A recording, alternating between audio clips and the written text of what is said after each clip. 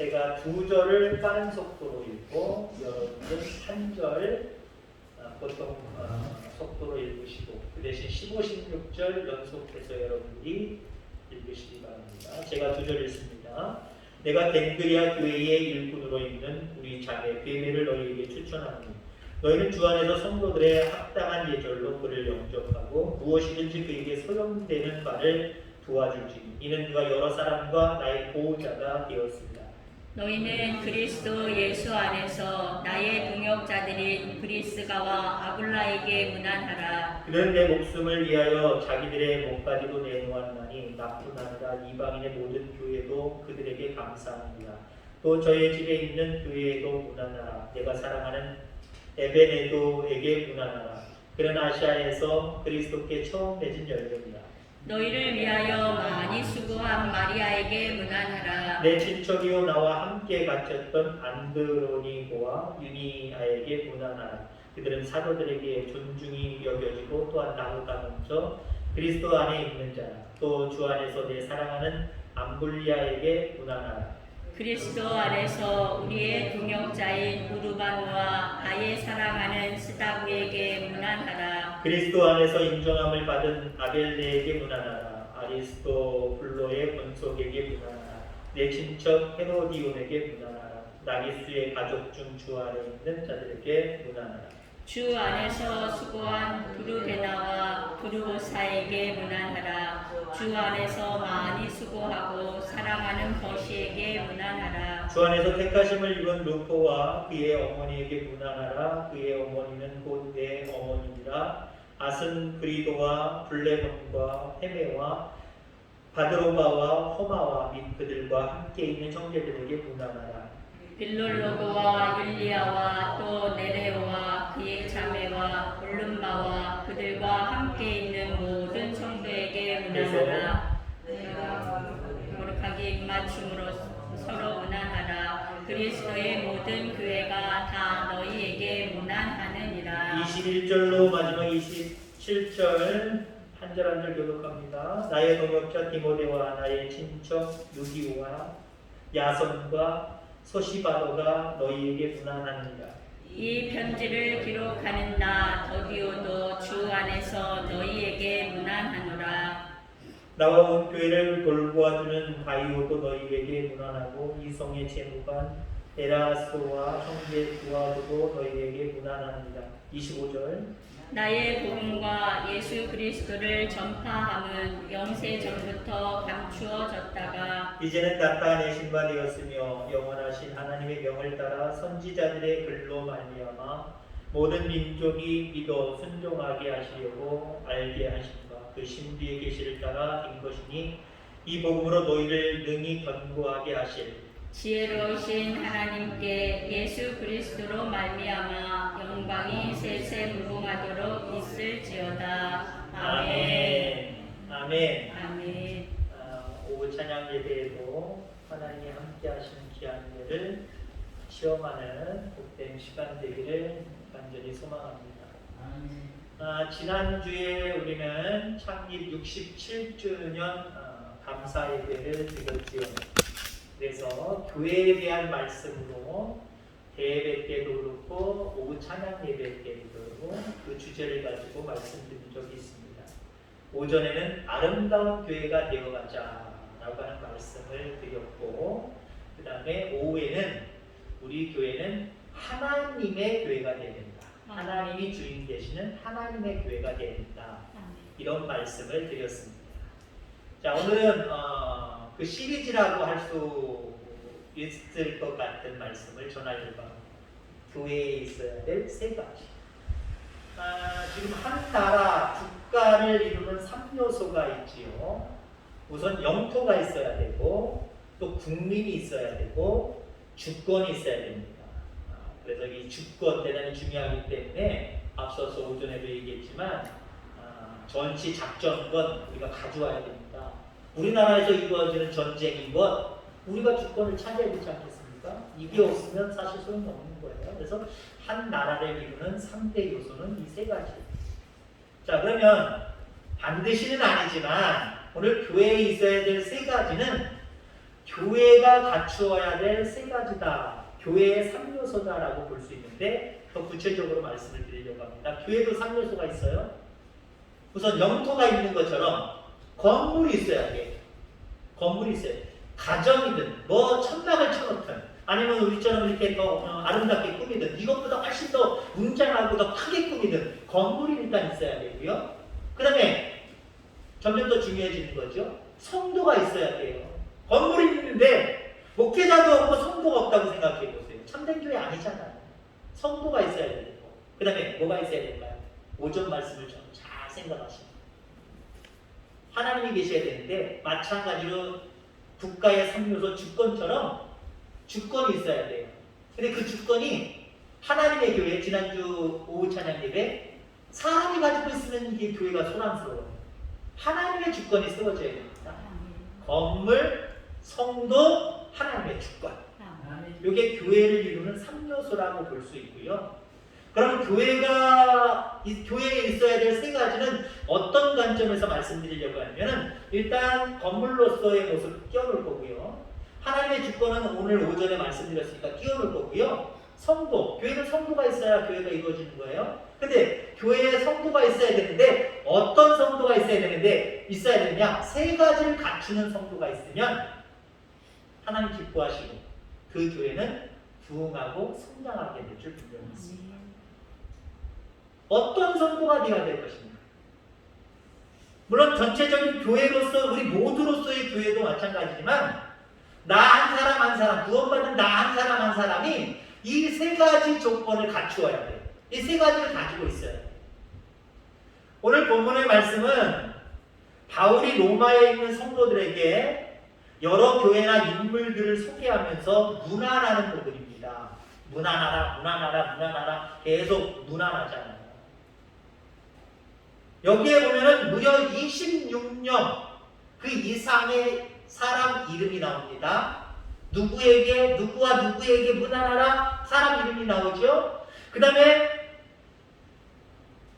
5개 이상의 교회가 언급되어져 있습니다. 자, 이러한 본문의 내용을 통해서 교회가 이 땅에서 가져야 될 바른 모습 세 가지, 제목 그대로 교회에 있어야 될, 교인들에게 있어야 될 세 가지, 이게 무엇인가에 대한 부분을 함께 나누고자 합니다. 자, 우선 교회의 3요소로서 성도들이 가지고 있어야 될 첫 번째는 뭐냐? 헌신의 마음이 있어야 돼요. 그냥 건물이 있고 성도가 있고 이게 다냐? 성도도 성도다운 성도가 있어야 되지 않겠습니까? 그죠? 건물은 중요하지만 그렇게 중요하지 않아요.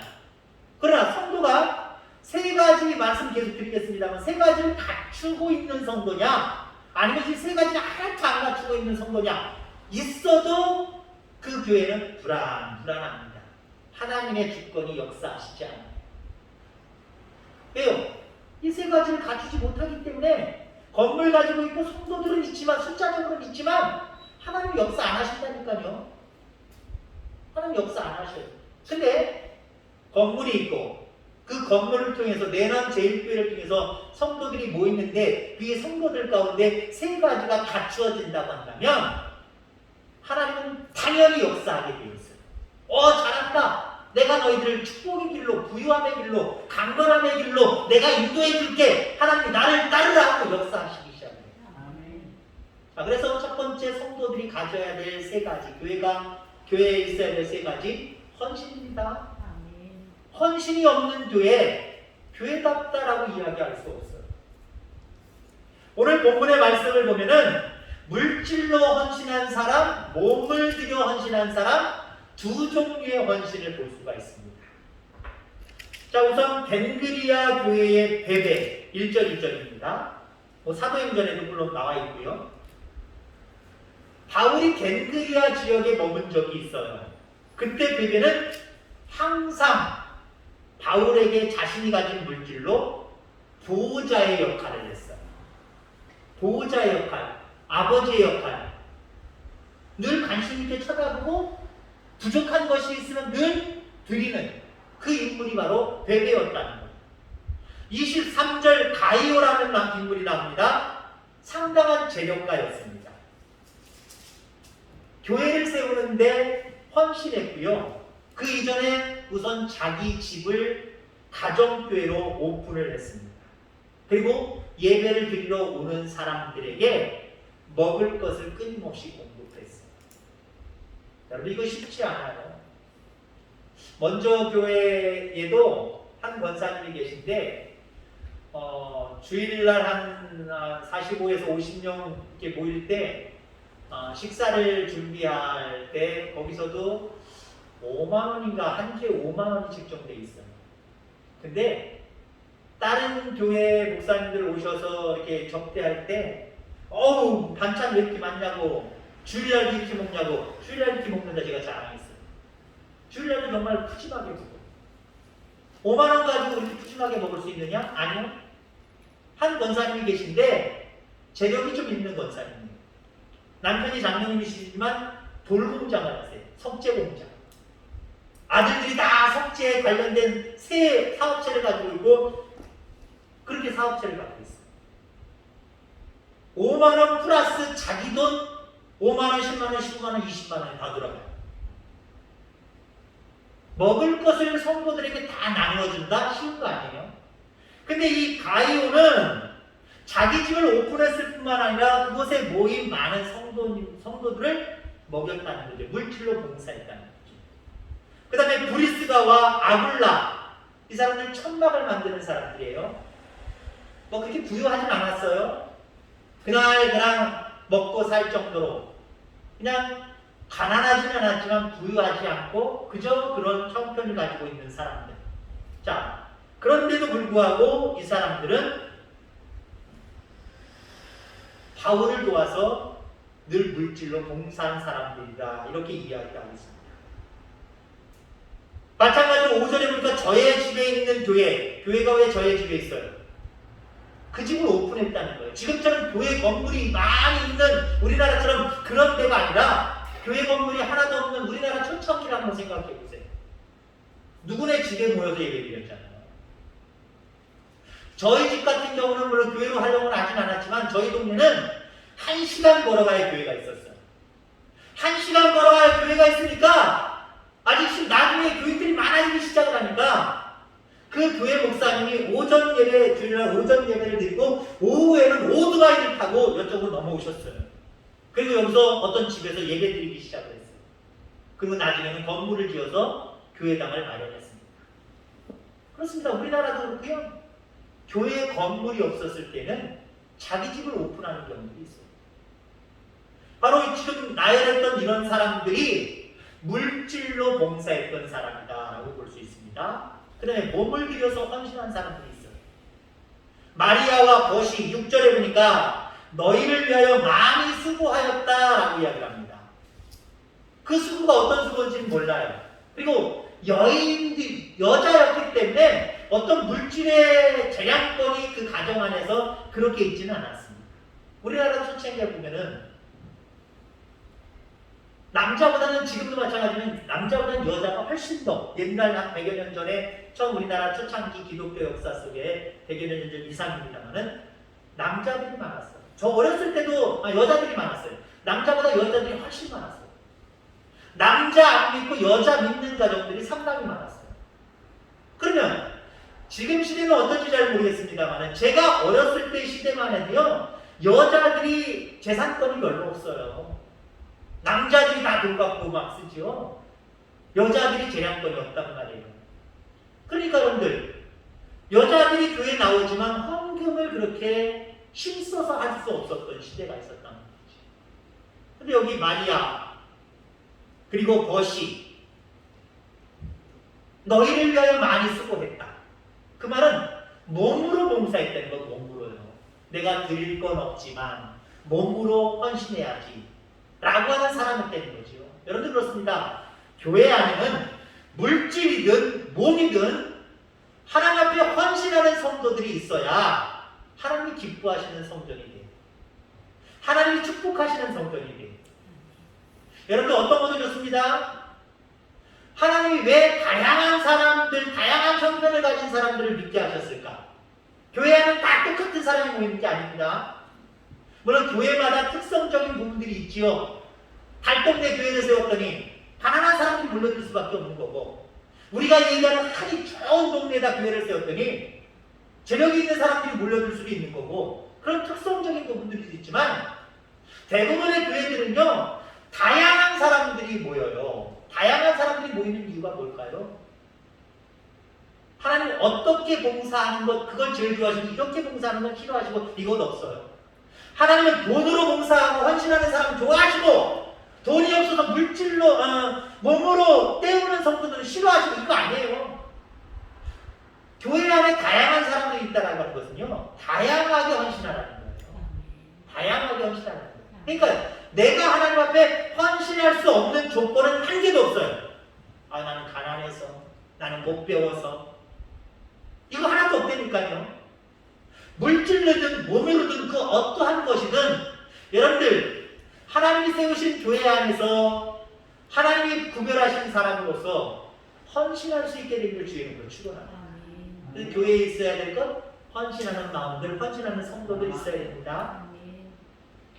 되는 교회가 있고 안 되는 교회가 있어요. 되는 교회는 물질이든 몸이든 헌신하는 사람이 있어요. 근데 안 되는 교회는요 물질로도 그렇고 몸으로도 그렇고 헌신은 안 하고 다른 두 가지가 더 충만한 교회가 있어요. 안 되는 교회. 다른 건 잘 안 되더라도 몸으로 물질로 헌신하는 교회는 잘 되게 되어 있어요. 부흥하게 되어 있어요. 그런데 이건 없고 다른 두 가지가 있다라고 하는 의미는 무엇이냐? 첫째는 받으려고만 하는 교회. 받으려고만 하는 교회. 하나님이 교회를 세우신 것은요 나누기 위한 거예요. 내게 물질을 주시고 내게 건강을 주시고 내게 은혜를 주신 것은요 그렇지 못한 자들과 나누게 하시는 거예요. 물질이 풍성하면 물질을 나누게 하시려고 하나님이 우리를 세우신 거고요. 내가 다른 사람들보다 조금 더 건강하면 내 몸을 가지고 다른 사람들을 섬기게 하려고, 나누게 하려고 하나님이 우리를 세워주신 거지. 우리에게 되는 교회 되기를 주의 이름으로 축원합니다. 물질이든 몸이든 헌신하려고 하는 교회. 여러분들 다 되어주기를 주의 이름으로 축원합니다. 자, 그 다음에 교회에 있어야 될 또 한 가지는 교제입니다. 코이노이아. 그리스도 안에서 형제 자매로 서로 교류하는 것, 교제하는 것. 이게 원활한 교회가 하나님이 기뻐하시는 교회입니다. 건물, 성도, 하나님의 주권, 성도들이 있긴 있는데 서로 가까이다라고 생각해보세요. 너는 너, 나는 나, 별 신경 안 쓰고 가족 같은 분위기가 안 나고 서로 따로따로라고 생각해보세요. 그게 아름다운 교회일까요? 하나님 기뻐하시는 교회일까요? 아니에요. 아름다운 교회 아니에요. 하나님이 기뻐하시는 하나님의 교회가 될 수 없어요. 오늘 본문에 보면은요 가족과 같은 표현을 참 많이 씁니다. 베베를 이야기할 때 우리 자매라고 1절에 이야기하고 있고요. 13절에 보니까 루포의 어머니에 대해서 이야기할 때 내 어머니라고 표현하고 있고요. 오늘 표현에 나와 있지 않지만 디모데를 바울이 이야기할 때 아들처럼 여긴 건 여러분 잘 아실 겁니다. 그 다음에 8절, 9절, 12절에 보니까 사랑하는 이라고 하는 표현이 상당히 많이 표현되어져 있어요. 이게 무슨 말이냐? 교회 안에서 교제가 있어야 되는데, 교제하는 성도들이어야 되는데, 교제를 어떻게 해야 되느냐? 가족같이 해야 된다. 성장하는 교회, 하나님 기뻐하시는 교회, 가족 같은 교회입니다. 성도들이 가족같이 지내는 교회, 이 교회, 하나님 기뻐하시는 교회. 신경 안 쓰고, 너는 너고 나는 나고, 나오든지 말든지, 아프든지 말든지, 신경 안 쓰는 그런 어떤 교제가 없는 교회, 하나님 역사하시겠어요? 하나님의 주권이 개입하셔서 이끌어 가시겠어요? 야, 너희들 자신들조차도 나 몰라라 하면서 남처럼 생각하는데 내가 너희들의 아버지가 돼? 내가 너희들의 주권자가 돼? 나 그러고 싶지 않다? 외면하실 수 있는 거예요. 근데 성도들이 가족처럼 지내요. 서로 연락하고 서로 나누고 가족처럼 가까운 모습으로 교제하고 교류합니다. 하나님의 역사 안 할래 안 할 수가 없죠. 여러분 그렇습니다. 교회는 가족 같은 교회, 가정 같은 교회가 돼요. 가족 같은 교회, 가정 같은 교회. 이런 교회가 돼야 된다니까. 이런 교회가 소망이고요. 이런 교회가 하나님의 역사가 충만하게 일어나는 아름다운 교회가 됩니다. 우리 속에 이 참된 교제가 넘치게 되기를 주의 이름으로 축원합니다. 그 다음에 두 번째 교제에 대한 이야기를 하면서 교제는 어떻게 하는 것이냐? 가족같이 하는 것이 교제고, 진정한 교제고, 그 다음에 뭔가 가리지 않는 게 교제예요. 특히 오늘 본문을 통해서 바라본 건 신분을 가리지 않는 게 교제예요. 분명히 이 속에는 여기 많은 사람들 기록되어져 있다 그랬죠. 26명 이상의 사람들이 있는데 이 26명의 사람들이 그 시대니까요. 2000년 전 시대니까요. 신분이 다양했단 말이에요. 실질적으로 이 부분 26명의 사람들 중에는요. 성경학자들이 자세히 그 이름과 여러 가지 내경을 통해서 바라보니까 종의 신분을 가진 사람들이 상당히 많았대요. 자, 그럼 거기에 주인도 있었고 종도 있었다는 거예요. 권력자도 있었고 권력의 지배를 받는 부류도 있었다는 거예요. 그러면 교회에 오면 이거 그대로 따라가지 않겠습니까? 교회에 오면 이거 그대로 따라가지 않겠어요? 있을 수 있어요.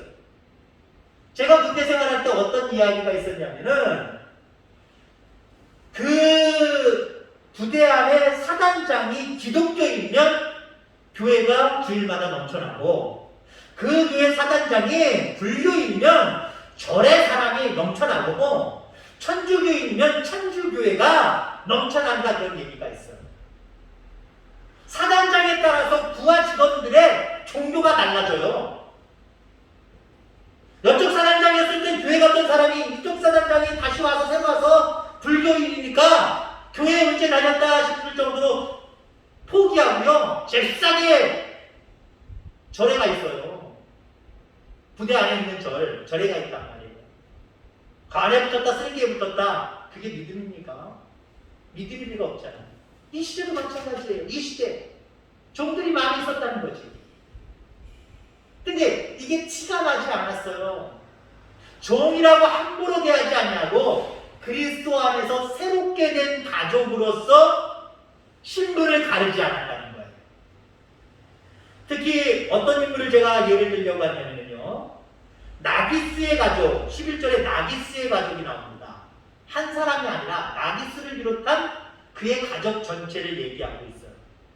나기스는 아주 파렴치한 치사한 사람으로 황제의 노예였다가 자유인이 된 사람입니다. 자, 그렇다고 한다면 이 나기스의 가족들은 대부분 종이었을 거예요. 신분이 종이었을 거예요. 그런데 바울은 로마 교회에 그들에게 문안하라. 다시 말해서 그들과 교제해라. 가족처럼 지내라. 하면 그런 얘기거든요. 그러면 신분을 생각하면 가족처럼 여기겠어요? 신분이 들어가는 이상, 저 사람을 대할 때 그 사람의 신분을 가지고 그대로 대하는 이상 가족이 안 되는 거예요. 가족이 될 수 없는 거예요. 신분 껴놓고 대해야 이게 가족처럼 지내는 거잖아요. 나기스의 가족들 다 동물 신분인데 바울은 그들에게 문안하라는 거예요. 그들과도 신분 따지지 말고 가족처럼 교제해라 라고 말씀하는 거예요. 여러분 그렇습니다. 교회에 오면 여러분들 배운 학력도 그렇고 직분도 그렇고 세상의 직분을 얘기하는 세상의 직업도 직분도 다 내려놓으시기 바랍니다. 내 사는 형편도 다 내려놔야 돼요. 우리는 똑같은 자로서 사람들을 대해야 되고요. 그런 교제가 이루어져야 하나님의 역사하는 교회가 되는 거예요. 우리 교회에 이런 진정한 교제가 그렇게 일어나는 모습이 있게 되기를 주의 이름으로 축원합니다. 자, 그다음에 교회에 있어야 돼. 성도다운 성도들이 갖추어야 될, 가지고 있어야 될 세 번째는 뭐냐? 복음 증거입니다. 간단하게 하면 복음입니다. 성도들 마음속에 물질이든 몸이든 헌신하려고 하는 마음과 서로 가족처럼 지내는 거 좋아요. 근데 그것으로 멈추면 이건 50점도 안 돼. 세 가지 중에 두 가지 했는데 적어도 66점은 줘야죠 하고 얘기하실 수 있고요. 수치상으로. 근데요 50점도 안 돼요. 이게 중요해요. 왜 가족처럼 지내야 되느냐? 왜 우리가 물질이든 몸이든 헌신하고 봉사해야 되느냐? 복음을 위해서요. 복음을 위해서. 이게 거의 99점이에요. 뭐 그렇게 따질 수는 없지만 제가 따지는 거예요. 이건 가지고 뭐 논리를 세우지 마시기 바랍니다. 아무튼 이게 합쳐서도 50점이 안 되고 이게 점수가 커요. 왜? 이 두 개가 이걸 목적하기 때문에. 왜 물질로, 왜 몸으로 하나님의 교회 안에서 충성하고 헌신하고 봉사해야 됩니까? 복음이 확정되기 위해서예요. 왜 우리가 가족처럼 지내야 됩니까? 가족처럼 지내는 그 모습을 세상 사람들이 바라볼 때 나도 저 부류 속에 들어가고 싶어. 구원받은 자들 속에 나도 들어가고 싶어. 복음 때문에 그래요. 바울이 로마교회 성도들에게 26명의 이름과 5개의 교회를 언급하면서 문안하는 이유가 뭡니까? 간단해요. 복음을 위해서예요. 복음 때문에 그러는 거예요. 많은 사람들이 물질로 몸으로 헌신한 이유가 무엇입니까? 복음을 전하기 위해서 그래요. 복음을 전하기 위해서. 여러분 그렇습니다. 바울은 로마 교회의 마지막으로 16장에 인사를 하면서 계속해서 반복하는 것이 있는데 그걸 발견할 수 있길 바랍니다. 예수 그리스도 그리고 복음입니다. 한마디로 예수 그리스도의 십자가 그걸 증거하고 있다라고 하는 거예요.